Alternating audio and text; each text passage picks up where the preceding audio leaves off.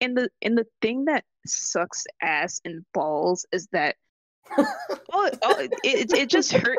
the thing that's Contagious. Sucks ass and balls. I'm putting that in the cold open. Yeah. That sucks major dick and balls and taint. And cum and anyway. The thing that's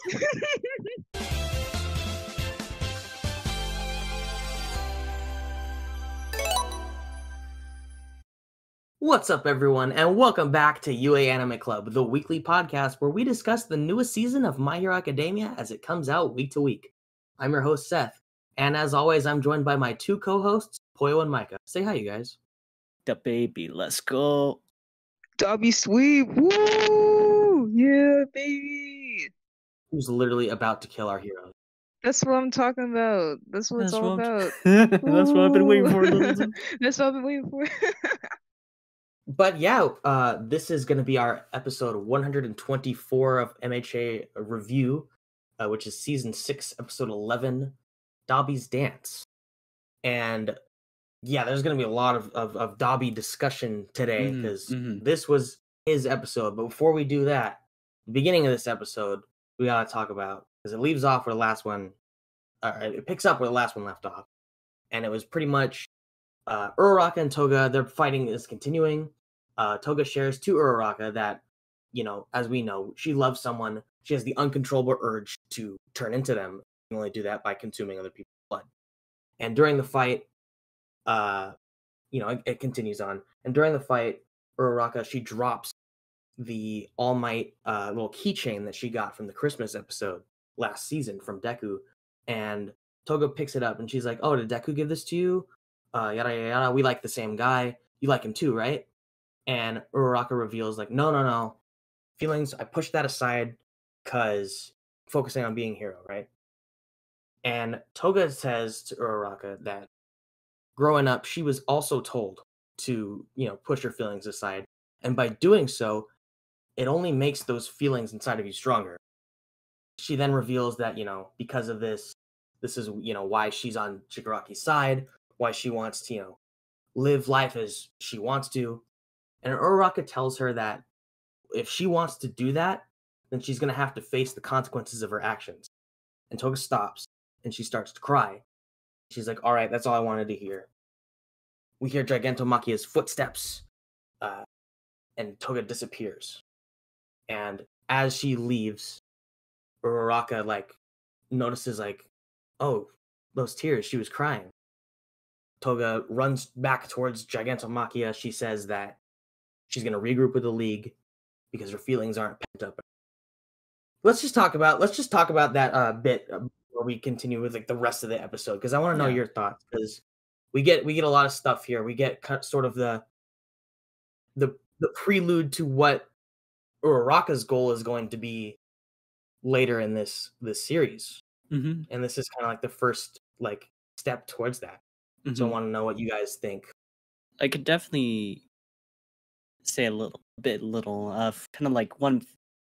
Toga is an interesting character because she has a quirk that she needs blood, of course, to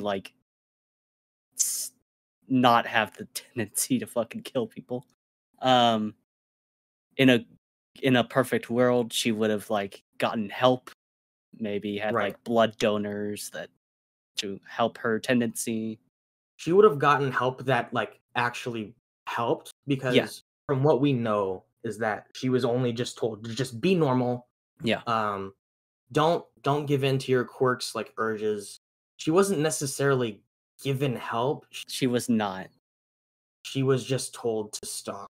And she tried, as we remember from last season, she put on the mask to try and be normal, and it just, as she says here, the longer she bottled that side of herself up, the stronger it got, until eventually she just couldn't hide it anymore. Yeah. And it's interesting that she brings that up because of Uraraka saying that she pushed her to the side, which I think is interesting. because Toga is also about crushes and love and feelings and stuff. hmm it does show like how Toga is since the beginning has always been very blatant with her intentions, how she is, Hmm. which obviously comes off very weird to heroes like Uraka. Right. Especially since like in this like world quirk, like the what Shigaraki was saying earlier, it's like this world essentially thrives off of there being heroes and villains are just the people that don't fit the mold that society has. Exactly. Which kind of like explains why Toga teared up, because there kind of really wasn't anything she could do, only because the adults in her life did not help her. They only said, be normal. Yeah. That's all. And Uraraka telling her that she needs to like face her like the consequences probably wasn't something she wanted to hear. Yeah, in her kind of defense in a way, or just like logic, that's kind of an unfair thing to say to her, Hmm. just because she just couldn't fucking help it. That's her quirk.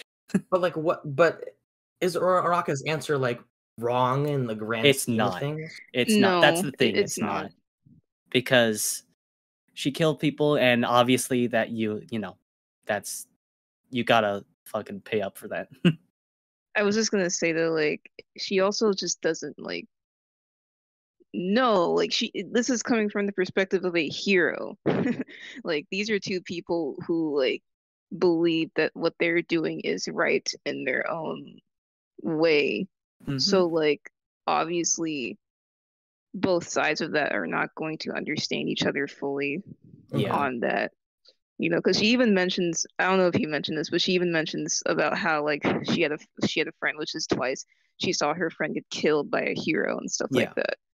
Yeah. And Uraraka has a quirk, obviously, that is perfect for helping people. All she's ever wanted to do is help people. Yeah. She is the only thing that has weighed her down is her family not having much money, Hmm. but that is it. But Toga has, of course, suffered much more. Yeah. A big like uh is crux the right word? The big I'm Mhm. gonna say it anyway. The big crux of this fight here Yeah. is Toga wanting to talk about like feelings and relationships and stuff. And Mhm. Deku was a point of this conversation. We had a whole shipping like 2 episodes. We had a whole shipping conversation, and and Micah, you brought up how you thought that like the pushing the feelings aside thing was a twist, and I brought up like, oh no, something is going to kind of pivot that in another direction, and that was this moment Yeah, where Toga you're right. tells her that when you push your feelings down, they only get stronger.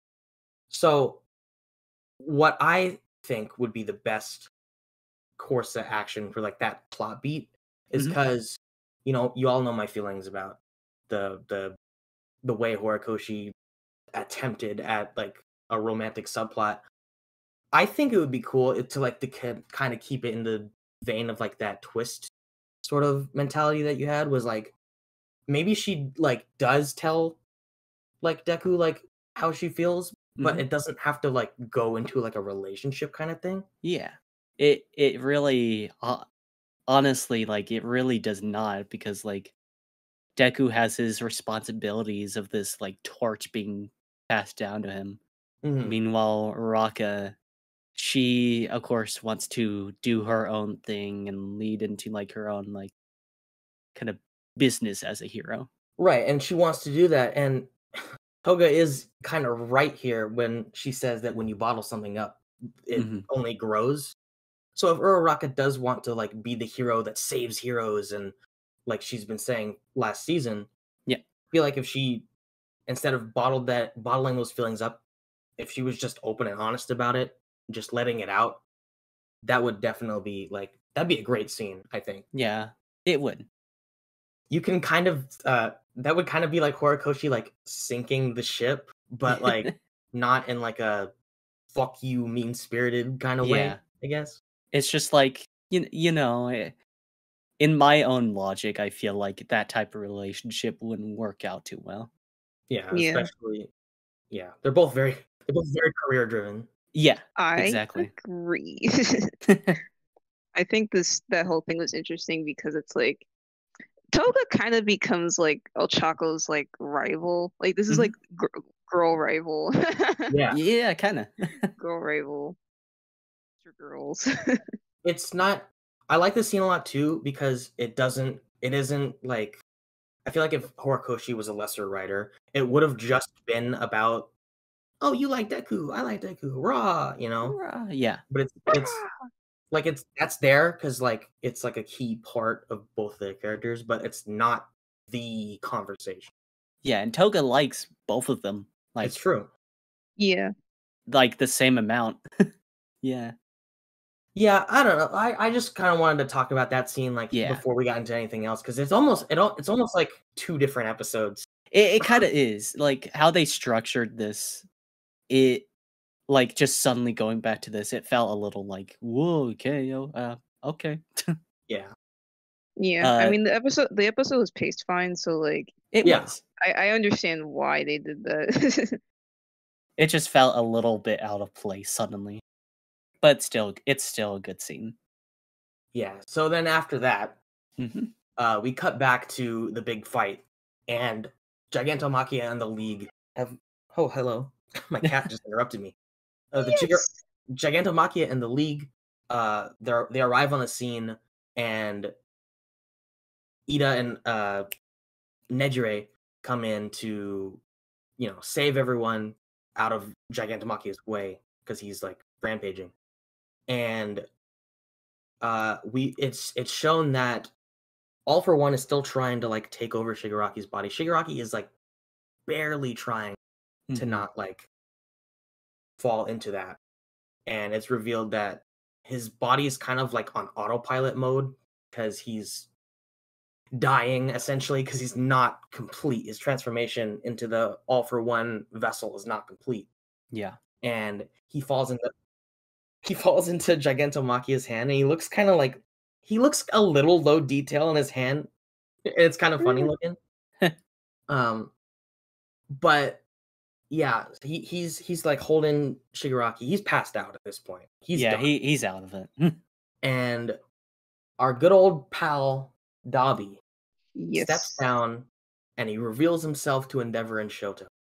And he's got like this liquid in his hand. He's shaking it up, and he pours it into his head, or onto his head, and like his hair. I was gonna say turn white, but it's not turning white. It's washing out like the black in his hair, revealing his hair color is actually white. And he says he has a fantastic name. It's Toya Todoroki. Dabi was the missing Todoroki sibling this entire time. Who would have thunk it? Who would have thunk it? Who would have fucking thunk? The character with the only other character we know with a fire quirk, the character who's been constantly mentioning Endeavor and all this stuff, the family who's had a missing child. Who would have thunk? He gives this little speech about how his entire existence has just been, trying to get at Endeavor. He sent out all of those, like that Nomu, the Star Servant villain, the ending guy with the line quirk from last season. He's the one who sent all of those people out to go and mess with Endeavor. And while he's giving the speech, Skeptic, the Paranormal Liberation Front member, has hijacked the. Well, it's not really hijacked because that is his own company, but he goes into the satellites and he broadcasts a video of Toya talking to the camera and revealing to the world, or not the world, maybe the whole country, that he is Endeavor's son. He even has like proof from the bro got a fucking DNA test. Like a DNA test proof. He's even reveals all of the drama in the Todoroki family. Spills all the tea. That Endeavor, abused his children, and he forced his wife to marry him, and have all these kids, and he is just in like delight and glee on Yeah. top of He's enjoying it. Gigantomachia right now. He Every is, single he's moment. bathing in it. he's Yeah. like his voice actor did a really good job because he sounds so giddy while he's talking, Yeah. and he's like animated, like he's like dancing, like twirling around, and Endeavor and Shoto are in like shock. Endeavor shuts down and goes into like a panic attack almost. Mm-hmm. And Shoto just starts sobbing his eyes out, telling Endeavor, you gotta grab everyone, we gotta go. Endeavor isn't moving. We see the other siblings and Ray, their mom, watching it all on the TV. We see the pink-haired guy. The pink-haired kid. Natsu guy. The Natsu looking guy. The in canon meme child. Not My Hero Natsu, but like Fairy Tale Natsu. Yes. Who was cheering on Endeavor in that one season. And the whole country is watching this. Dabi's soaking it in. And before we flash back to the past once again in the Todoroki household. And it's revealed to us that Endeavor and his wife, Ray, even though it was kind of like an arranged marriage to sort of just make a baby with a powerful quirk to do Endeavor's, to achieve Endeavor's dream. When Toya, the oldest, was born, he didn't have the ice powers, but he was still really good with fire, which Endeavor, thought was acceptable. And he was content with that. And Ray was even like, let's have another kid so he has a sibling to grow up with. And that's when Ray was born. She only had ice, but Endeavor was fine with that. And they even have a sort of real healthy, as healthy as it can be, relationship, because Toya is like eager to like learn like how to use his fire. He wants this, right? Mm-hmm. But his hair is starting to turn white. His fire is starting to hurt his own body. Endeavor's like, let's maybe not, do this anymore. And it's revealed that sometime after that, Endeavor goes to the forest where he usually had trained, and it's like burnt down. It's in the process of burning down. Yeah. Because Toya either, I don't think they revealed why he was in the forest, but either just like out of a fire basically just like erupts in that forest, and it is incredibly hot. There is no remains that were found except like Toya's jaw, like a piece of his jaw. Yeah. Which, like, if you remember in season 5, what's the brother's name? Natsuo, like, he assumed that Endeavor basically killed that child. He is under the impression that is what happened to Toya, that he killed him. But in reality, that's not the case. They just didn't find him. He just went off on his own, basically. Yeah. I'm not sure. I was gonna say I'm not sure why Toya was in that forest. Maybe he was like, it was after because it's after Shoto was born. We know that. So maybe it was like him just like going into the forest and like, I don't know, venting frustrations. And they say his fire was like 2,000 degrees Celsius. Yeah. And like he burned himself alive. Yeah. They just couldn't find his remains. Meanwhile, while Endeavor is having his panic attack, inside he's saying to him, like speaking to himself, that he was searching for him, Toya, constantly. Just he believed that he was alive. Mm-hmm. Yeah, like they're in shock until eventually he just stopped because couldn't find him. How Toya is alive has yet to be revealed. That's the big thing. But after that, Toya jumps up and he prepares his own prominence burn attack to use on Endeavor and Shoto. But before he can like land it, he gets like tied up in a bunch of cables, like wires. And it's revealed that Best Jeanist is still alive. Hawks didn't kill him. and that's where the Yes. episode ends. Yeah. Yes. It was all ploy. It was all a grand scheme. Either because it's like Hawks really knew how to trick Dabi, or like maybe Best Jeanist was in on it. But regardless of that, he's alive. Yes. I'd like to mention with Best Jeanist, like in the manga, so at the beginning of the episode, it just shows him off right away, and it's like, here he is, he's alive. In the manga, it's a lot more less obvious. Yeah, it's a lot more ambiguous as to who is in the plane. I'm That's kind of in. confused why they did that. It's a little weird how they did that. Well, not weird, just more so like, oh, Because it could have been like a reveal moment to be like, oh shit, yeah, he's alive. But they showed it at the start, so you're like, oh, yeah. he's alive. They do show in the manga, they do show that it's like someone. Mm-hmm. Like they show details, but like in the anime, it's obviously in color, and they give him this stupid belt buckle with BJ written on BJ, it. man gives blowjobs. Best blowjobs over Best here. blowjob. Oh my god. Oh, we get a reveal of Todoroki Shoto's like special move here.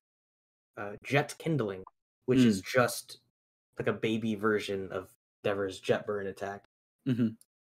I thought this episode, like as a whole, is real good. A enjoyed it, banger. Yeah. Like we've had real good episodes for the past few weeks, but I feel like they were like, this one is like special, you know, because it's probably the biggest plot twist of this arc and of the series. Yes. Now, how hidden or Obvious. this plot twist may have been to you is another That's discussion. another thing. That's something I typed down because I was like, it's a good topic to discuss. Can we call out our friend Ethan again once more? Oh, Mr. Dabi cares about the league. Yeah, bro. Yeah. He has the right to his opinions and his Yes, thoughts he and does. feelings, but I'm a dog him out this one time. Basically, this is a while ago, like before, I think this was around, or maybe after, like when it was revealed in the manga. And he was just like, man, like it's such a lame plot twist. I don't know exactly what he said, so I don't want to butcher it, but he was just saying that it was like kind of a lame plot twist because of how obvious it was. And like to be fair, like this is one of those instances where it's just like fan theories were way ahead of the manga. So like I feel like there is already a group of people who had put the pieces together even before like the story was kind of nodding to it. So like it's kind of like how in Steven Universe people were like, what if fucking the Rose Quartz is Pink Diamond, and then she ended up being Pink Diamond. Yeah. So everyone was just like, there's that reaction video where he's like, oh, he has a diamond in his stomach, and he doesn't even know what he's talking about. Which is funny because like even Dabi in his speech he even says, bruh, fireworks are like a dime a dozen. It should have been obvious. Who could have been? And like, so in that aspect I kind of get it because like, to be real, I feel like a lot of people kind of already came to that conclusion. Wait, a dime a dozen means very common. Oh wait, what? Yeah. Huh? No, but he's like, but he phrased it like that. He says you didn't come to the conclusion that I oh was wait, so it basically Yeah. means like so common as to be practically worthless. Oh, okay. I misunderstood that. I misunderstood it as well. Well, yeah, but basically, like what I'm trying to say is that I get it, but at the same time, I feel like it's less of a twist in that sense. It's more like it's foreshadowing. Like it's just foreshadowing that did its job, right? Yeah. Horikoshi's like intention was to make it obvious, I think. And then if it comes off as a twist to some people, then that's a bonus too, right? Like you win either way. I definitely don't think this is meant to be this huge plot twist that you didn't expect. It's more so just like, well, you got the signs. Congrats, you're right. Exactly. Honestly, I think the shock is more so in the rest of the scene in which, Dabi fucking puts Endeavor on blast on live TV. His call out post. Yeah, on Twitter. It's like a giant expose. Like he put into like work. He even he does a pose at the beginning where his like head is down and his hands are up, just like I'm sorry, guys. That type. He even has Skeptic like quickly as the like stream is broadcasting. I don't know how he does this, but he quickly adds in the part about Twice's death just to highlight that like, oh, this is the people Endeavor hangs around with, Yeah. Which is so like he's a huge manipulator. That is what Dabi is. Mansplain, manipulate, manslaughter. This further illustrates my thoughts on Dabi's thoughts on the League is that he was mad that Twice was dead because it put a wrench in his plan. However, well, now that Twice is dead, I can just use that as evidence to boost this other part. Exactly. Yeah. Because, like... He doesn't give a shit. The air I get from that little video is very, like, preachy. Yeah. Like, of course the point is to, like, expose the truth about it, but it literally does read as, like, I'm gonna fucking turn this in my favor. Like, it's a manipulation tactic. Like, he's using manipulation tactics. The wonderful thing about this scene is that there's two different versions of him going at the same time. One is the video where he acts like a tortured child. Just a tortured child, yes. Meanwhile, the version that they're seeing, his true self, that Endeavor and Shoto are seeing, is someone who is just delighted and bathing into like their pain that they are experiencing. Right. Dabi is Endeavor's #1 stan. Yeah. Yeah. This is fan behavior. This is like the accumulation of everything Dabi has been building himself up to like do. Yeah. Until Best Genius came in and stopped him from landing the finishing blow. He even said himself that I'm glad that you survived this far so I can do this. Mm-hmm. Right, because he originally wanted the Nomu to kill him. And then he sent out, as we said, the two villains from the last season. And thank God they're incompetent, because I guess now I get to be put on a little show. Mm-hmm. Do a little trolling. Speaking of putting on a show, he's like dancing. He's dancing. He's moving. Yeah, he's dancing. It's really well animated. There's some really good shots of him. Like, it's the still shots, but they look very good, and they like right out of the manga. Mm-hmm. Yeah. Take that, people on Twitter who think that City of Bones can't fucking do Horikoshi's art justice, even though they most definitely can and have. They did this scene justice. A Japanese account on Twitter who works for Studio Bones said that while working on this episode, they hired in a professional like choreographer and dancer to choreograph Dabi's dance. Mm-hmm. So, and I think it's either, I don't know if it's a person or a group or like a company. The credits credit, I might be pronouncing this wrong, Tachi as like choreography. Mm-hmm. So if y'all know what that is, let us know. Yeah. But yeah, they got like, they knew that this moment was like important, and they needed the animation to like convey that it was extravagant. Yeah. Yeah. There's like a nice panning shot of just like, it's the scene where it's like that Natsu kid. I keep calling him Natsu because that's what he looks like.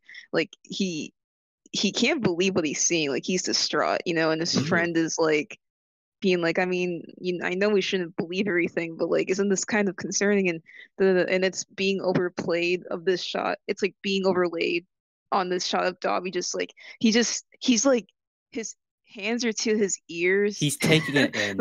like he's Mhm. he's just taking it in. It looked like a little shitter, and it's great. Mhm. The little Natsu looking kid's friend even says like, this might not even be true, but like the first person who talks, first person to speak wins. So Yeah. even if like maybe like Endeavor makes a statement, he wouldn't because he knows it's true. But if like he made a statement like saying it wasn't, people wouldn't believe him. Yeah. So like faith in heroes now is like, it's a little. Mhm. It's about to get shaky. If the number one hero in Japan is like this, then there's even more like him in the Out like there, yeah. out there. Heroes like faith in heroes had been shaking already because of like way back when Bakugo was kidnapped. Yeah. You know, they had a whole press of like, why didn't you stop the villains? You're heroes. You're supposed to do that. And it's just been kind of building up. Yeah, and then of course like All Might isn't the number one anymore, so like Hero culture is they don't know kind who of to dying. trust. Yeah. Mhm. I don't like seeing Shoto and Endeavor like this distraught and in pain. Me neither. I don't like it either, especially like Shoto. I gotta Endeavor is not a good guy, but I do He's gotta trying. feel he We is can give him trying, that. and I feel sympathy for him because the point that he says is just like, well, in his mind, like I mentioned earlier, he's just like, I never gave up looking for him. I believed that he was alive, and you can see when the forest is burning that his face is just like utterly destroyed. Right. Yeah, I think at this point he realized he fucked up.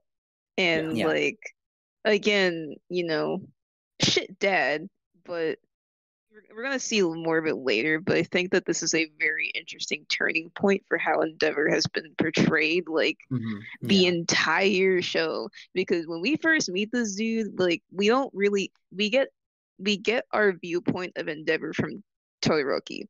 Because I mean the undoubtable truth is that yes, he was abused as a child. Yes. And it was due to his father in Endeavor and also partly his mother because of the trauma she went through, she ended up hurting him. So like we already know that. And like that's our viewpoint of him up until like recently.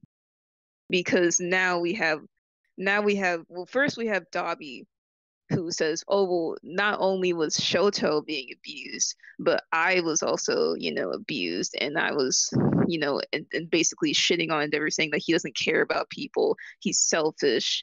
I'm the result of his shitty actions. But then we get Endeavor's viewpoint where he was saying, like, well, yeah, I did do these things, but there were these moments where, like, I cared and it wasn't like I was always like this. And we're gonna get more later, but it really does show this picture that the Endeavor family, or rather the Todoroki family, is very complicated. It is complex and just it's mess. Like it's just messy. No one comes out of this good in the sense that everyone is just kind of like hurt. It's probably the most well written and engaging part of this story outside of the one for all for one conflict. Definitely.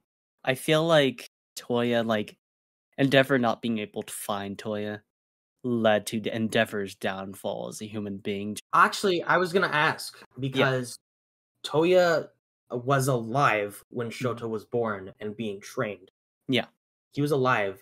He didn't die till Shoto was like at least 6 or 7 because in the previous season's flashbacks we see that he's there and that that's true. Shoto was 5 years old during that like abuse flashback. I wanted to ask cuz we'll get a little more information like maybe next season, I'm not sure, but I'm a little fuzzy on like maybe the timeline. I wanted to ask if like do you think that because obviously Shoto is being abused during this time.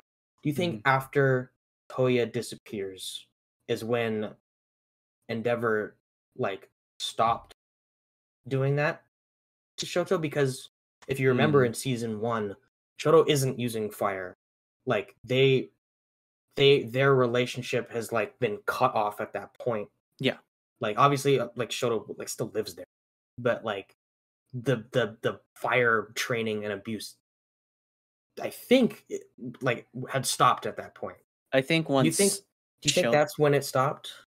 Once Shoto, if I'm remembering correctly, I could be wrong. Once Shoto kind of like started standing up for himself, that's when Endeavor kind of like stopped.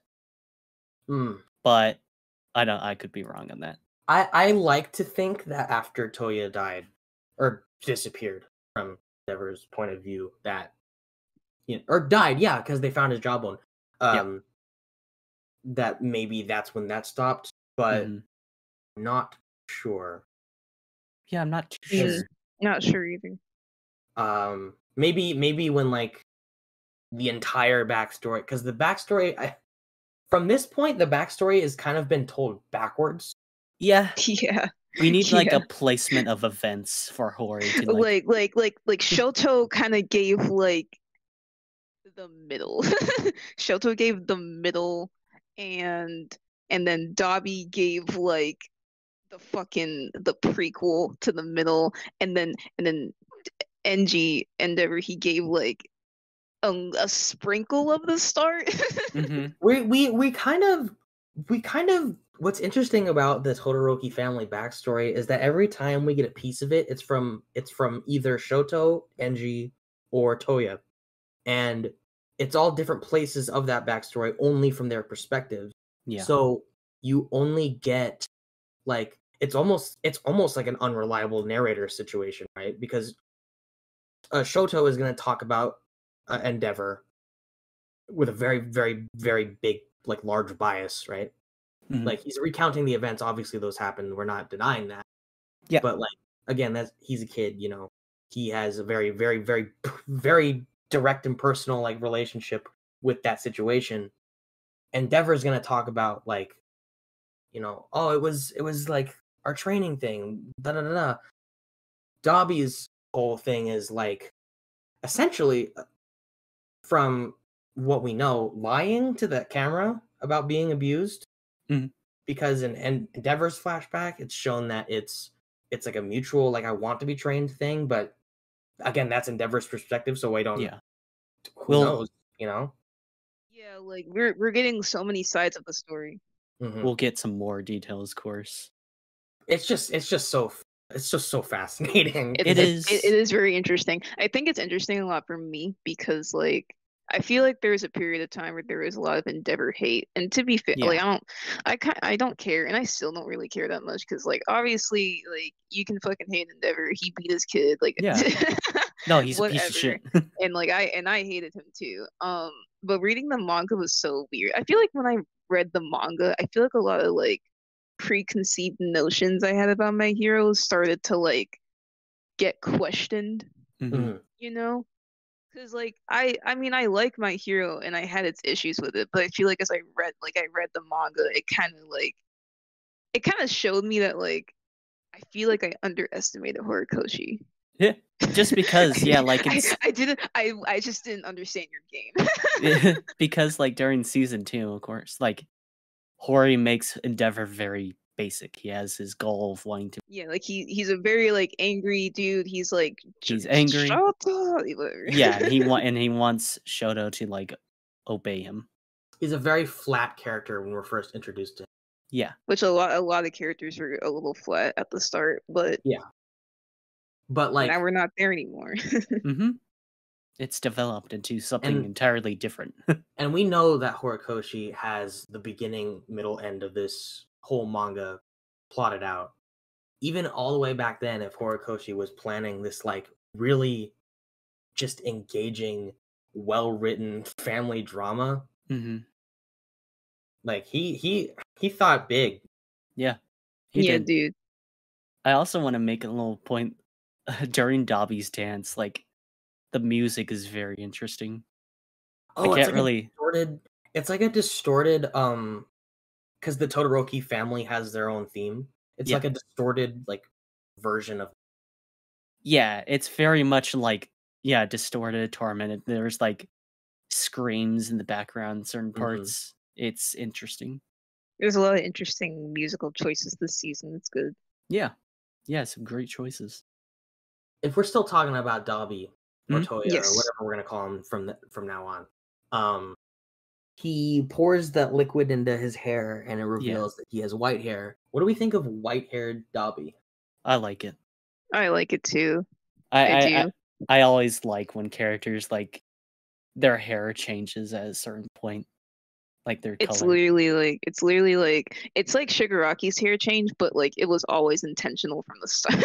Yeah. Because Shigaraki's thing, his hair was always white, but like in the show it wasn't. So like they just changed it for that. But like it's always been this intentional thing.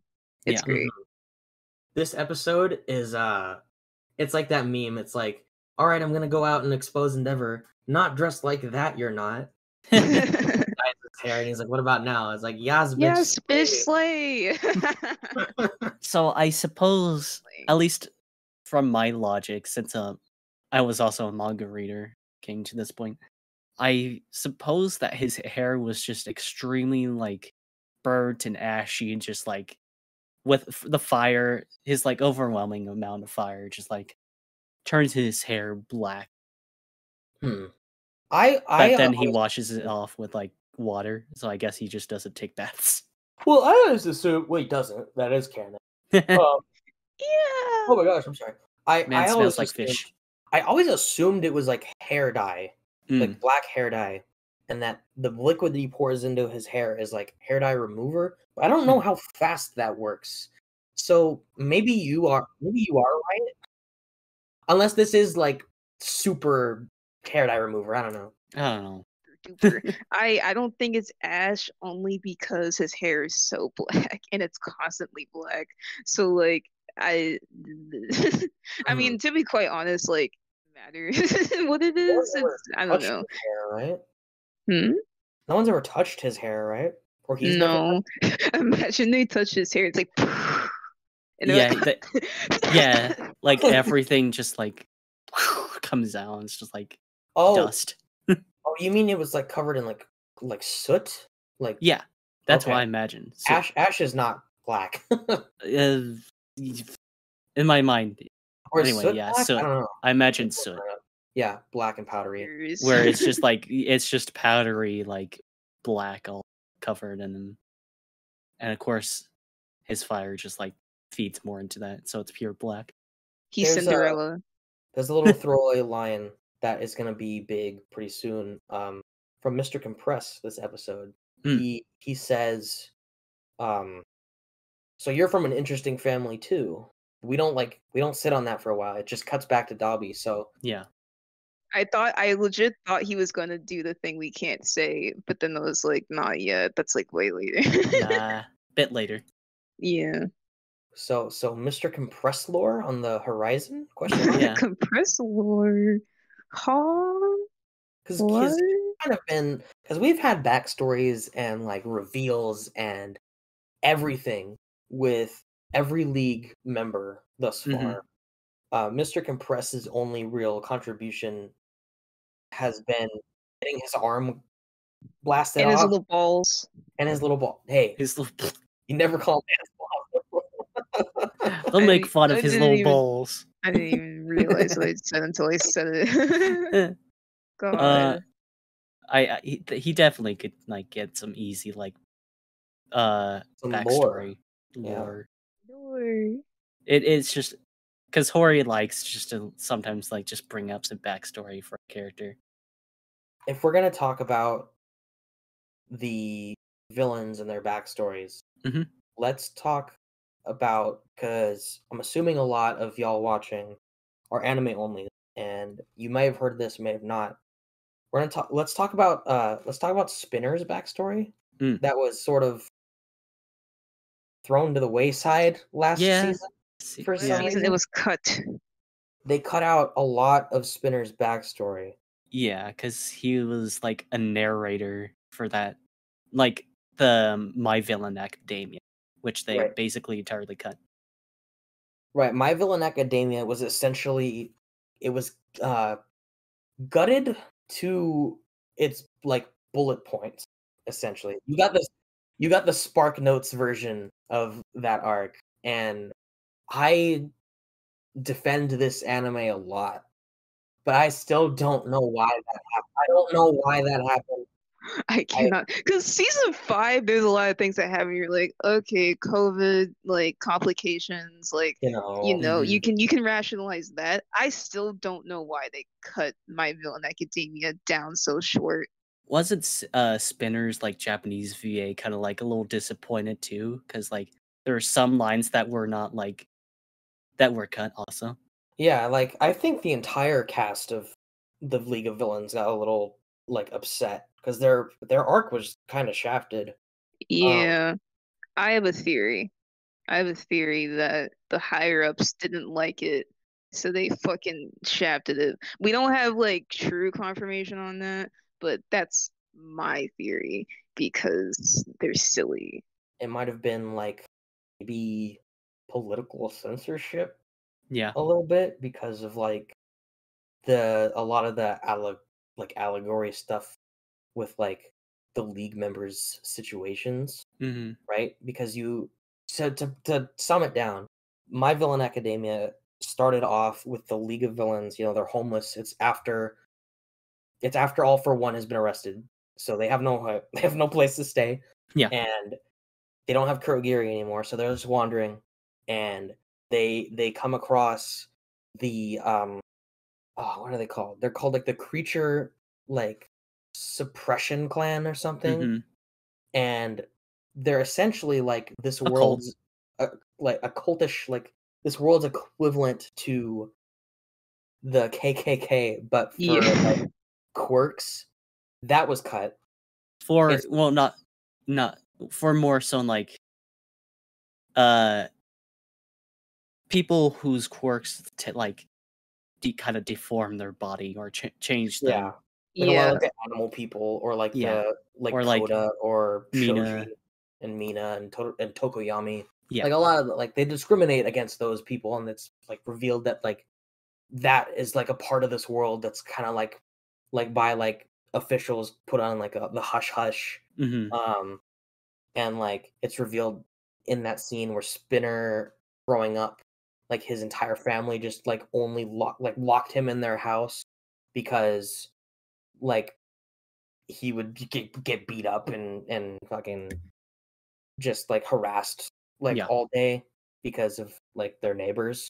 And that whole like backstory is cut out of the anime. That like arcs, the overarching like narration is from Spinner, changed to Deku for some reason. Yeah.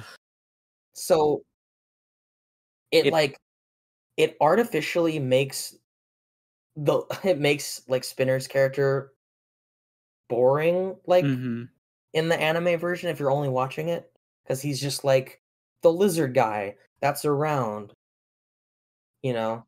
Yeah. And I don't know. He's just a guy that looks up to like Shigaraki and kind of relates to him, and that's it. Yeah, but like again with that backstory, because he's also like a gamer, so there's like that little like thing that he has with Shigaraki as well.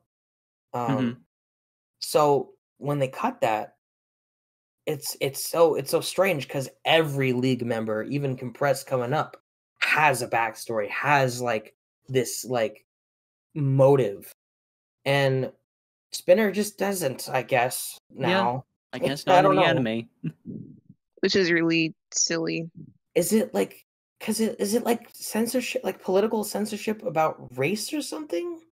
Is like this is too close, don't show it to kids? I don't know. It could be, but like I mean it's an allegory.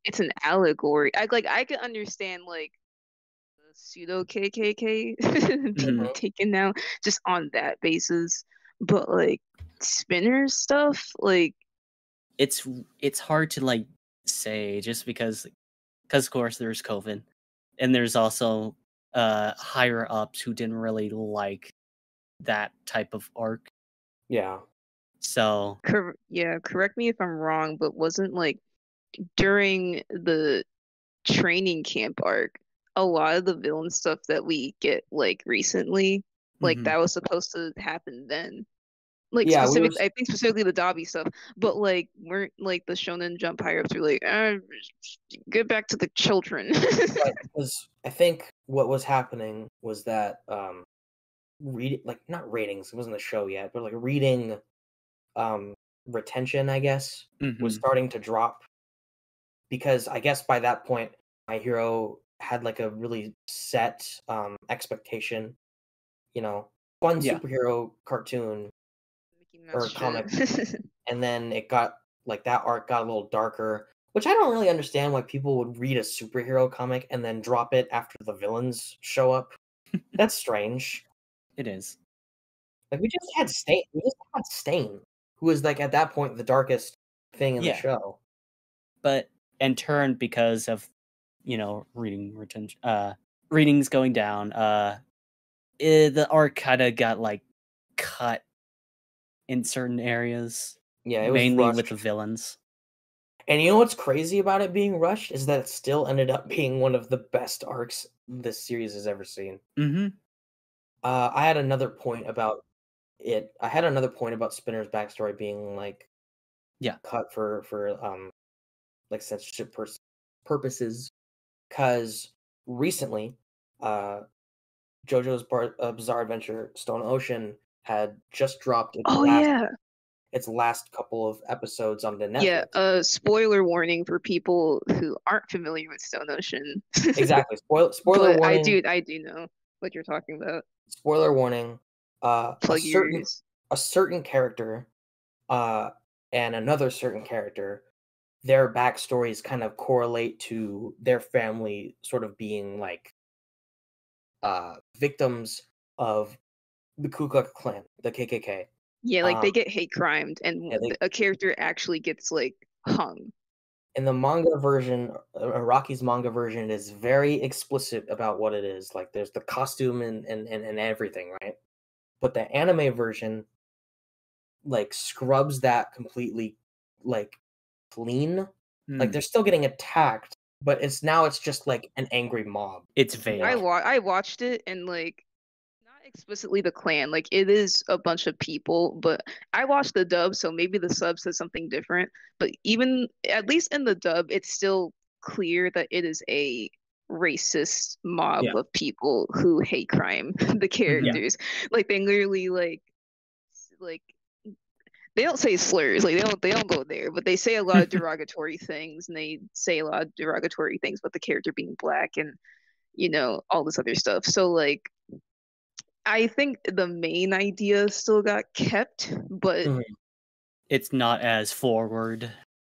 It's still very explicit. It's very sad to see, but like the characters being like clan members is not in the show. Yes. Yeah. So I was gonna say like that's interesting. On Netflix. That's on Netflix. So like I was gonna say maybe there's different things with Netflix, but like I don't know. Maybe Japan just doesn't want to show that for reasons, which I get, but like I don't know. Yeah. On one hand, I understand that, like, but on the other hand, it's like you're sort of ignoring the existence of like this horrible, like, factual piece of like real world, history, and like it, like even in Stone Ocean's case, spoilers again, one of the characters that is part of that like hate crime group was a police officer. Yeah, they do mention that, like he was friends with the police or something like that. So that police officer being a part of the KKK, that's like that also is part of like my theory of it was maybe censored for that, because it's like we don't want to portray, that the police even though that's literally what, like in America, that's literally how it was. Like there's lots of towns and cities even back in like the 80s and 70s where it's like it's like what do they call them, sundown towns or whatever, like just fucking racist ass towns, and like even the police, they were chummy with the Yeah. KKK. So like low key, you were kind of fucked. Mm-hmm. Mhm.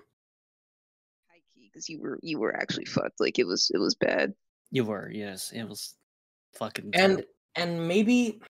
maybe they weren't cutting it because of like maybe it wasn't like like pushing some kind of agenda or whatever. Maybe it was like, well, if you show that, then the rating has to go up, and My Hero has a very specific time slot, has a very specific rating, and they don't want it to go up so that like it'd be too complicated to like move around, you know. So maybe that's the case, but I don't know.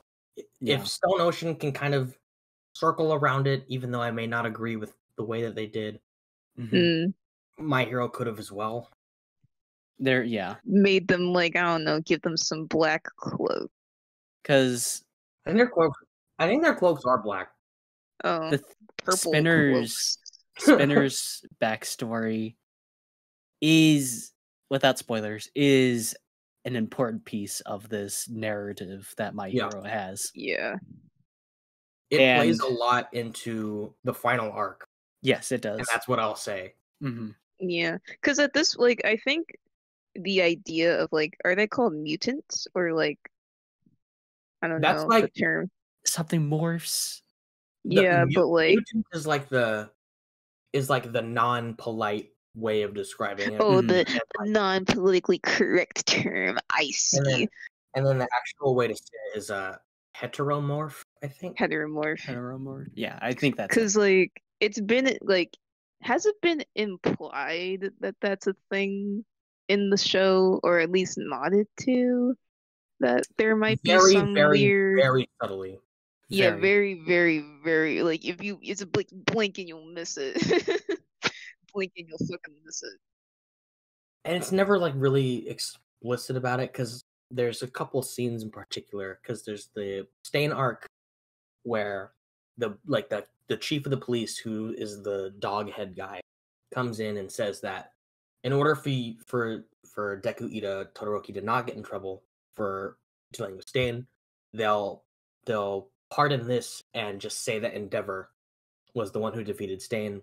And Todoroki gets really mad and calls him a mutt. Mm-hmm. But like, that's not really like the dog doesn't act offended, but like that could be like a subtle, A slur. maybe not a slur, but like a subtle Yeah. like rude thing to say, because he's a dog, and Mhm. we'll call him a mutt. There's also like Shoji also, like, Choji, right? he always hides his face, Mhm. or at least besides his eyes, just hides his face for some reason. Yeah, like that, because the Todoroki thing is so like you maybe, but like especially back then, like you wouldn't have thought anything of it. Mhm. Like it's like, oh, because he's a dog, of course. There's bits of like Bakugo's nicknames for his class, especially early on. If you Mhm. think about like, because I think he calls Ashido Raccoon Eyes, because her eyes are black. Mhm. He calls like Tokoyami Bird Brain. Yeah, Man, he's racist. No. he's racist. He has a few. He has a few. Well, that would be considered like in this world, maybe, but like Rude, yeah. his nicknames for everyone is like just a physical appearance thing. Mhm. Like he calls Kirishima shitty hair. You know, the only Yeah. other one, the only nickname I can think of that isn't like a physical description is like Kaminari's nickname that he has, which is Sparky.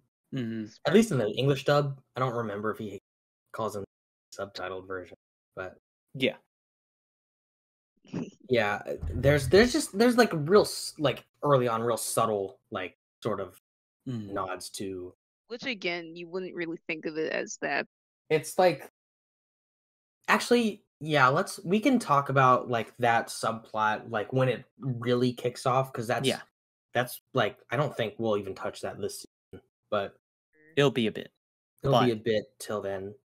we can move on, since I think we've tried out what we could talk about that topic for now.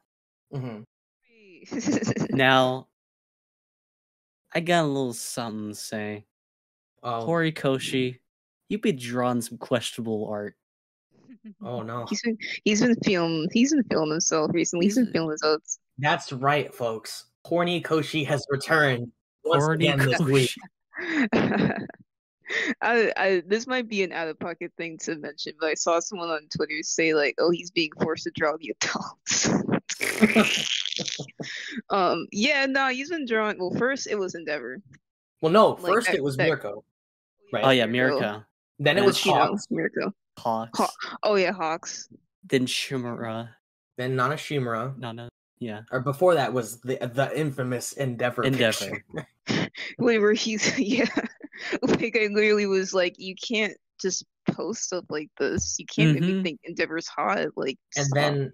then this week, the Dabi drawing he did is Interesting.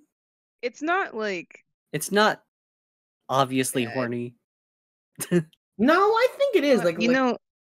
his facial expression is a little, a little saucy looking. I don't think. This Oh, drawing I'm could be gonna in keep the bug with you. I don't. This is not the worst offender. What is the This worst offender? Either Endeavor or one of the girl. Like, let me look at this Twitter. Cause Nana's you could argue not too bad. No, it's just kind of her. Mirko, probably not too bad, but you do see a lot. You do see her thighs, and you do see some definition in her body. There's not infamous exactly, but kind of like there's a drawing of Mirko in the manga. I'm not sure if it was like exactly detailed in the anime, but there's just a shot in the manga where that man drew Mirko's coochie straight Yeah. up. He was, Oh yeah, I remember you brought that up in an episode. Yeah, like looking straight through up. Twitter. You there's the outline. There was even the recent Class B girls drawing. That it's too. cute. Oh yeah, This is cuteness, it's cute. bro. But, like- I'm looking through his Twitter. Oh, and his art is so good. then By the way. and then Aizawa and Present Mike. There was that. Oh yeah, that there's- one like thing from the manga. It was like a rock kind of like style. Man, I was, my gayness came out for that. Yeah. Ooh. It was like, ooh, Ooh. God What is damn. Horikoshi Horikoshi trying has some. to Horikoshi say? has some attractive male characters. What's he trying to? What is he trying to tell us? I know. Yeah, right? what are you trying to say? Are you like men and women? Hmm? Huh? I There, feel I like saw. that's such a tangent, but I feel like a lot of mangakas are like. You gotta have a little something there. I think it might be. I think what it might be is like he's out. He's like drawing for maybe the girls that are reading. Yeah. Because like female character fan service moment obviously. Oh, is that's like, true. Haha, this is a boys comic, but girls are gonna read it too. So let's let's draw like Todoroki's abs or something. Like Yeah, but like that's not done for fan service. maybe it's a different. It's I don't not. know. Maybe it's a different type of. Yeah, but like the intent is very different there. Like it's very much not for fan service, With that being said, I feel like the way that some of these mangakas like draw men, it's like this is a little too detailed. Yeah. It's like Mhm. fucking One Punch Man where you're just reading the manga, you're just like, did Murata have to like make their fucking body so defined to this extent? Mhm. Everyone in that manga's clothes just like are just like spray painted on. Basically. Yeah. Like Gato, he might as well just be naked. Mhm. This episode was about Dabi. This was about And now- Dabi, and now Dabi we're is talking also about this. hot. Dabi's also hot. He smells like fish and like burnt pork, I'm sure. So That's fine. okay. Maybe I don't there's have a to universe where he smells like bacon. smell. I saw an edit once of Dabi without his scars on, and it was kind of cursed. It is Yeah, it cursed. looks weird. Well, Dabi without his scars is like the JoJo edits where they remove the lines. Like they look Mhm. naked. Yeah. JoJo's Unbizarre Adventure. Yeah, Jar Jar's incredibly Regular. regular day, Regular day. Yeah, but like mundane quest. it looks really regular. It looks really like he's naked. Like you made him naked. Well, are there any other topics you guys would like to discuss? I have a question Hmm. because What's your question? I'm usually pretty good about like calculus when the anime does Mhm. manga chapter. But I haven't looked into it yet, like this episode or last episode yet. Do you think maybe we'll end this arc next episode? Because we are at episode 12 next week. How long is the season gonna be? The season will be 25. Trueness. I'd have to read the manga back or like skim through it again because like I don't fucking know. I want to say it's either 1 or 2 more episodes. Yeah, because I'm trying to think like we're reaching the opening change. Mm-hmm. So I'm wondering if maybe we'll not get that next episode, but maybe like A episode tease. 13 or 14, because like Yeah. that's usually the pattern with these seasons. But I want to know like if the arc is going to end. Like, do you think the arc will end by that point? Because we're close to the end. We're very Mhm. close. But there's some things that are like non-fighting that I like. We're gonna reach an area of the manga where like arc division becomes a little blurry, I think. Mm. But I don't know. I'm not sure Yeah. if we'll have like Right. what kind of actually let's talk about like opening change when we get a little closer to it. Uh-huh. Yeah. All That's in gonna all, I be thought this was a great episode. Yeah. very good. I'm Yeah. a huge Dobby fan, so I'm happy that Yeah, a the little too episode huge. was. The pacing was great. The art was great. Music is great. Voice acting, everything. Thank you, Studio Bones. Thank you, Sea of Studio Bones. Bones. Stop being ungrateful, you fucking bastards. I'm talking to you on Twitter. I think in order for us to succeed and thrive Mm-hmm. being MHA fans, I think we should tune the Twitter side of this fandom out, Yeah. I've been saying this. I haven't been saying it, but that's kind of how I feel. That's kind of how I feel about like Annie Twitter generally. Like, I usually stay away, yeah. yeah, because like I mean, to be quite honest, it wasn't until recently that I really started like actually looking at my timeline because of stuff happening. But like, quite literally, I just don't look at my timeline a lot because like it gives me anxiety. Also, just because like I don't know, man. Something I've learned about Annie Twitter. I guess this is my topic of the day. I guess something about Annie Twitter is like there is no nuance, and that's like the internet. There's like that's just the internet. Yeah. Like everything is extreme, but like there is no nuance. So like no one can like actually have like nuanced opinions on stuff, whether That's it's true. due to misinformation, like just people lying about stuff because misinformation gets spread a lot on Annie Twitter or just in like other parts, like specifically on TikTok, it's very rampant and it's very stupid. Mm-hmm. Just like misinformation, people just not knowing how things are done or how they're made.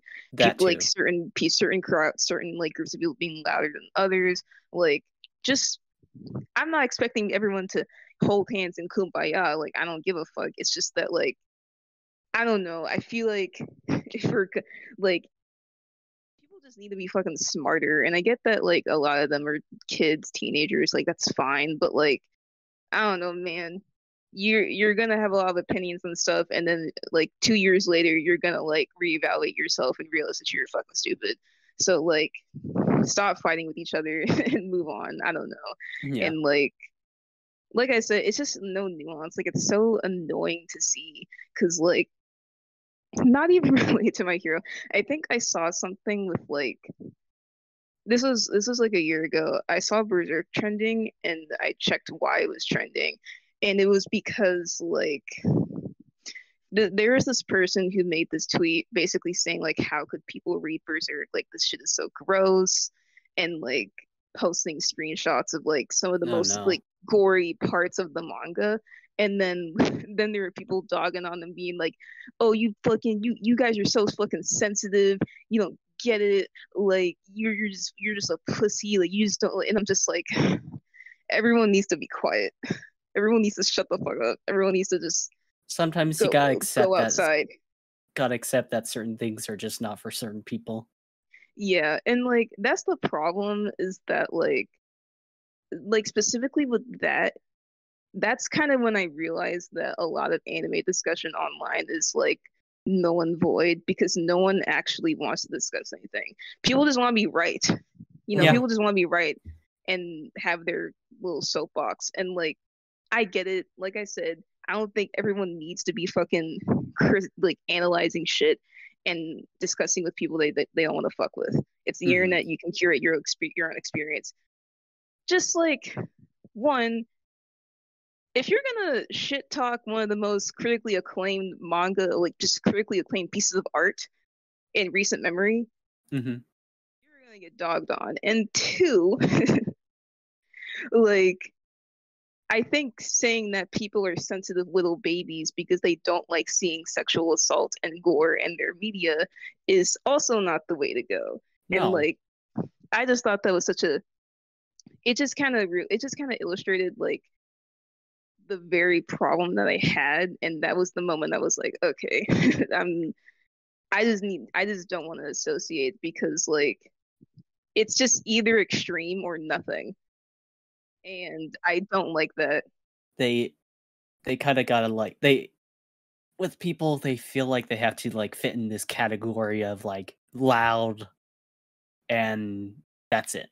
You gotta loud like and right. Loud and right. I believe that the sentences like we should have like extreme, or no, we should have like sensitive topics be shown and discussed in media, and we shouldn't shoehorn in just extreme like triggering things into media. Can both coexist. Yeah, like these are like, yeah, like you said, these are mutually exclusive ideas that can exist, because like if you just view everything as like surface level, like you're just not, like, you have to understand like what it is that you're actually engaging with in the first place. And like, I don't know, again, like the thing about it is that these things aren't above criticism for sure. No. Dog I heard dog. Doggy. These things are not above criticism, and like, of course, you can have your own feelings about it. I know that people have their own feelings about Berserk, and I think that lots of people are right to feel the way that they do. Just don't, at least come with a little bit more decorum. Because like, if you just straight up, especially if you straight up say like, how can someone enjoy this? Why would you enjoy this? Yeah. How dare you enjoy this? Because that's a direct attack. You're already throwing a bomb in the crowd. You could even, you don't expect them to fire back. You could even circle all of that like mindset back to My Hero Academia with the like when the Endeavor backstory stuff like first like showed up, right? There was a lot of people who were like, how could you like a series that has this, you know? And I dropped some. That I remember that conversation, like in the early like season 2, like the late season 2 days was happening. You know? Like Endeavor, how could you do this and that, whatever? Like, again, the Endeavor hate was strong force, which again, that's fair. We just didn't know. Yeah, we did not know Horikoshi's plan, Horikoshi's game. We did not know his game. Yeah, that's just something I've been thinking about, because like, I think especially because like we have stuff like Chainsaw Man that is becoming, it was already really popular, but it's reaching into the like actual mainstream now because of the show. Which is a blessing and a curse. Yeah, right. It's a blessing and a curse, because like, I'm not a gatekeeper. Go on. Oh, me? Yeah. Okay. To simplify, Chainsaw Man is very much a series with a lot of intense subjects, and of course that is not for everyone. But That's totally some fair. people like to really, really drive that out and Just- like attack others with it. Despite being like sort of like silly and a Mhm. little edgy with Chainsaw Man, like the way Fujimoto wrote and drew Chainsaw Man, Yeah. did write and draw it with the mindset that the people who are going to read this are going to read it and use their brain. And like Mhm. no, that like that's the Read. thing about Fujimoto is that like his writing is so like the only way I can describe it is like it's very blunt and direct and like it doesn't pull its punches, you Mhm. know? And like you said, I feel like a lot of that with the expectation that oh yeah, you know that all of this stuff is fucked up, right? Like you know that this is Right. wrong. Which like yeah, that's the like if your reaction to stuff happening in Chainsaw Man is that's wrong, then you won. You won the discourse. You won today. You won today's episode. But Like saying like how dare you enjoy this? You can't police what people enjoy. Yeah. yeah, you- you just can't. If you enjoy it for a strange reason, yeah, maybe Yeah, not that's weird. bad, 'Cause- but especially because like you could argue that there is a group of people who kind of missed the point with Chainsaw Man, and all they really got was like, oh man, this it's full of a bunch of hot women, you Yeah. know, I which would love to talk more about Chainsaw Man at a future, Yeah. because let's talk about it too. that 'Cause season is ending soon. Mhm. So Maybe we could do, you'll like, get something episode, out. maybe we talk about other shows. Yeah. maybe we could do an episode on that. But yeah, anime Twitter or just anime like fandom in general is like super tiring. I think I don't want to go on another like fuck the fandom rant, Yeah. but like I think My Hero it's not the only victim of this, but it's definitely a victim of like people kind of creating their own version of the series in their head and then Yeah. getting disappointed when the story doesn't follow up on what they wanted to happen. And then they act Absolutely. like that's and then they act like it's inherently bad because it's not what they would have wanted, you know? Do you know what the My Hero Academia fandom as it is now sort of like reminds me of? It reminds me of like 2000, like late 2000s, early 2010s Sonic fandom Hmm. a little bit, where Ooh, you that's had crazy. you had really I guess because the My Hero fandom is still kind of young, younger than the Sonic fandom was at that point. But you had like just like a toxic sort of environment, Mhm. and it even like in the fandom, and it even affected the outside perspective of the series. Because Yeah. I've seen outside like an outside perspective on My Hero as like the Oh, that cringe. show's cool, but the fandom sucks. Like that's literally like one of the main things that people say. They either say that or they just don't even give like the series a chance, and like Yeah. that Which I think is so unfortunate. Mhm. that affected like this is like a weird kind of tie-in, but that affected like the Sonic A fandom and like the series itself because of like the like the extremes that the fandom had like been going through a long, and Sonic was around for a longer time at that point, so it was like arguably even worse. But that affected like the mainstream viewpoint on the series itself, and that it started to affect the quality. So it kind of reminds me of like this fandom kind of reminds me of that, but like in almost like in an earlier stage. Yeah, I get that.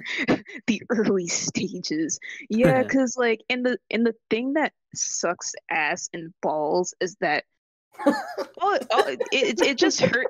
The thing that's Why did you say that? Contagious. Sucks ass and balls.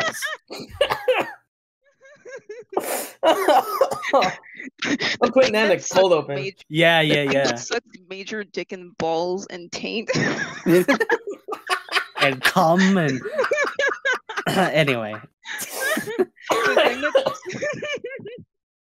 the thing that like sucks so much is that all this hurts is us in Yeah. the fandom in turn. Because like, not to be that person who's like, there's some good people, because quite literally all fandoms suck. Like if you really think about it, all fandoms Always, suck. yeah. I don't care what people say. My fandom doesn't suck. Your No fandom matter probably what, has there's always gonna be that fucking weirdo in the back. Mm-hmm. you will have that forever and ever, just as long as people enjoy things. That's going to Yeah. be a reality. But with that said, it's like that's the thing that kind of bothers me, is that even people who just genuinely enjoy the show, whether they have problems with it, whether they just like the show, like now people have that viewpoint on the fan base. And Mhm. it's literally like I said earlier, it's like, oh, I like My Hero. Oh, well, I heard the fans suck. Like that's like one of the first things that people will mention about My Hero before Mhm. even talking about, oh, I like these characters. Oh, this song is great. Oh, the animation's cool. Like before any of that. And Mhm. like especially with like shipping culture, because we already talked about it. But like quite literally, like when people ship ships, whatever, or even people and just doing fandom things like cosplaying and making funny little videos Mm. and like making fan art, you'll have someone in the comments be like this is why I hate My Hero fans, This is to cringe. totally like non, like just inconspicuous fucking content. You even see that, and you even see it in other fan bases where like people will literally just engage in normal fandom behavior in other pieces of media, and you'll see someone in the comments be like, oh, y'all are trying to turn this into MHA. Yeah. Like MHA is now a point to be like, you're making this weird now because you're doing something that I personally find to be cringe. Even if it is cringe, it's just like That's the fact that like My Hero is the poster child for that now is like so fucking sad. that's because very quite literally, interesting. That 'Cause- that circles back to, I'm sorry, Micah. That circles back to my point about like my Sonic fandom comparison, because for a Yeah. while that was like the video game equivalent of like what MHA is now. It's like, Yeah. people will do something with like fucking Sonamy or fucking Shadow and Sonic, and like it'll be like, wow, this is why Sonic is print, It's interesting because like I have a friend who's who does not really like anime. He's watched some and likes some, but overall he just like he just thinks it's fucking weird or Weird. whatever. And it's of course mostly the community. Which is understandable. yeah, Because there is a lot of there's a there's lot of weird ones, shows, but I remember just like talking about My Hero around him and being like, oh yeah, it's some really good shit right now. And he's like, I've been interested in it, but I'm very scared of that fan base. Yeah, and here's the thing, guys. I'm going to tell you this right now. You can enjoy things without engaging the people in the fan. Yeah. You don't have to be a part of the fan base, and You don't. you can still interact. You can just choose who you interact with. Like there are ways to circumvent this. Mhm. It's not impossible. There's definitely things you enjoy like a lot, Mhm. and you don't engage with the fandom, and you're not even like conscious of not of doing that, Yeah. Like- Truthfully, like, not every opinion needs to be said. Or you don't have to, if someone says that something that really bothers you, I mean, you can absolutely, like, discuss about that. But also you have the choice of not doing that either. Mhm. You don't it's- need to feed that. feed the trolls. Feed Do the it. trolls. Do it right The now. haters or whatever dumb shit they be saying. Yeah. I guess my last point, and I Mm. guess it relates to the whole like thing about like media that's like problematic or whatever, is like, because I think I saw this like discussion, or I didn't really see the whole of it, but I saw remnants of it about like liking villains, which is always a really stupid discourse because like Mhm. it's always a really stupid discourse because like I said, the conversations are never nuanced. So like it literally just boils down to if you like this character who does bad things, you're weird, versus if you don't like characters who do bad things, you're boring. And that's the main point. And that's really fucking stupid. It's really dumb because like I don't, what are we gonna say? I think the best part about enjoying villains is you don't, or not the best part, the main part about enjoying villains is that the reason why we like them is because they're either A, like really interesting, really well written, or B, really entertaining. Yeah. And sometimes C, like, and a great villain will be all like two of those. Yeah. Yeah. Like a majority of normal people who draw like fan art or do anything or like villains don't like them because they're awful or they do awful things. They like them because it's a fictional character. They're interesting. And the thing about it is that, of course you're able to critique these characters. There are some characters in fiction who are bad people, and that is the point. But there can be criticism had to how that is treated in the context of their respective medias. Right. So like that's always, enjoyed, whatever. But aside from that, like I don't know, like you said, they're enjoyable. I think to circle back, Dabi is like Dabi, Shigaraki, and like a few others, like they're a great example of that because they are terrible human beings, like awful human beings. Even when Dabi is kind of right, he's still a fucking shitter because he has an ulterior motive behind it. So it's like he is an awful human being, but like that's like why like the reason why I love his character so much is because he is unapologetically that way, and that's just how he is. He is the culmination of everything that's happened to him, and this is the mic drop. This is the ball drop. It's interesting character writing, and this episode even like highlights an his entertaining character to watch. Yeah, he's like dancing around and like he's got a lot of interesting depth as a character. Because like I brought up earlier, there's like you see in this episode the two different sides of who he is: the manipulator, and also the guy who likes to who enjoys bringing pain to the people he hates. Because like even earlier this season we saw that like when he was like stepping on Hawks, like Hawks makes it a point to be like, you're literally smiling. Like you're saying you're in pain, but you're smiling and you're like enjoying the fact that you get to revel in this moment, Yeah. I think the accidental lesson. You're laughing. I just stepped on Hawks' face and you're laughing. I think the accidental moral of the episode here is just don't police or judge people based off of enjoying harmless things. Like I don't know how we got here, but that's the best part of UA Anime Club is that we'll just we talk about the episode and then we get there and we're like, we're here now. I think I just wanted to vent. I think that's literally why. I think I just wanted to vent. Because like I love Shigaraki. It's not because he's a huge piece of shit. It's because he's an interesting character whose origin was brought by unfortunate circumstances, and he became who he is because of the same thing. Yeah. It's the same thing. If this was like a season 3 discussion video, we'd be talking about Bakugo. Oh yeah, dude, Bakugo did nothing wrong. Well, he did a lot of things wrong, but he's not like to the level of. He's not an evil psychopath. He is a shithead kid. He's just a shithead kid. Also, Bakugo also kind of relates to that because, like, I am tired of people saying, "Well, he told Deku to kill himself." Yeah, lots of kids do that. Yeah, I'm not saying it's right.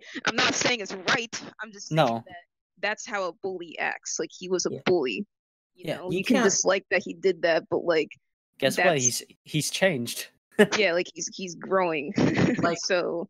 He was like 14, like in universe 14 years old, and he said that. What 14-year-old did not tell someone to kill themselves? At least once. You should be lucky he didn't say a slur. I think he would have said them in private. That's a whole other discussion. That's a whole other. Bakugo's that kid who would say the F slur and then realize later in life that he might like men. That's He's like, Yeah. Well, I actually really want to talk about that if one of these days we ever cover the first My Hero movie. Yeah. I want to talk about that because that would the accidental queers. Oops. I think we kind of gotten off track in the episode. Yeah. Are we like spent? I'm personally spent. I'm spent as I'm very hungry. I'm hungry too. I want to eat my Carrabba's. Yesterday was my birthday, guys. Yo. Woohoo! Yes! Once again, happy birthday. You're 19. Poyo. That's your mandated comment. Happy birthday, Poyo. Yeah. This episode was made for me. Yeah, you got your Dabi episode the next day. Yes. My sweet baby girl. Nothing wrong. Guys, next episode just shot in the head and dies. like Aaron Yeager. His head comes off.